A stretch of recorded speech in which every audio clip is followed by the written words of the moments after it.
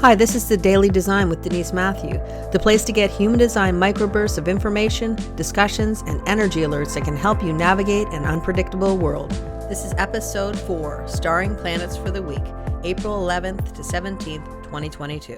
The theme this week might be closing a cycle, or trying to get the most out of something that you've been working on and starting a new cycle built on the foundation that you already have. Because for most of the week, we have the sun in the gate 42 and the earth in the gate 32. So we have this mixture of ambition, or you could even say endurance to get ahead in life, that's coming together with the cycles of life and how we have a beginning, middle, and end to all experiences that we have. So we have these two energies working nicely together, and they're basically saying, let's decide where we want to go in the future. What do we need to advance? What do we need to let go of? And what do we need to work harder on? Venus is in the gate 37 for most of the week, bringing a tribal flavor to the energy of relationships, family, community, friends, and those people and things even that make us feel good.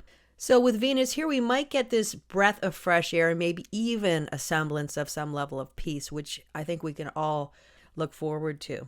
So we could see some sharing of meals, going out to eat, and generally just having fun with the people that really make you feel happy inside. We might even say that this is the sweetness of life, and we're basically tapping into it and drinking a little of the nectar that maybe we haven't had for a very long time. Jupiter will be connecting with Neptune, and we've been talking about this for a while. It will do that on April 11th. So it's kind of a big theme in that we might potentially have the veil lifted on the chaos, crisis, or even crisis resolution that Neptune is working on behind the scenes. Neptune will be going in the gate 36 line 2, and if you want even more information about what that could possibly mean, check out episode 1 of the Daily Design, where I go into detail about the connection with Neptune and Jupiter. For a good chunk of the week, Mars will be transiting through the gate 30, or what we call the fates. The gate 30 can remind us of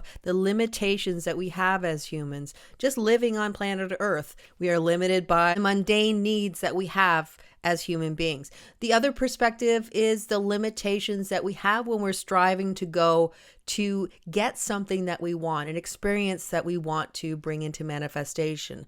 And Mars going through the gate 30 reminds us that when life gets in the way, as it does many times, there are strategies that we can use so that we can navigate the energy and move through and not feel as if the universe is working against us, because instead it truly is working with us. And when we can see that point of view, it can make those obstacles in our path potentially feel a little less difficult.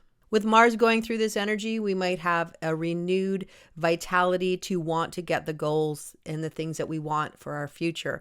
But we can also have impatience that things are not moving fast enough as well. And so that's something to keep in mind as we go through this week. The other perspective is that this could be a reminder of some things that we were starting to get off the ground when we had Mars transit the gate 41. And that happened March 8th to March 15th, 2022. So we could be looking back at some things that we've done in the past, some goals that we started potentially at that time. And now, especially with the sun in the gate 42, we're looking at what's working, what isn't working, what do we let go of, what do we advance forward, and where are we going to direct our energy going forward.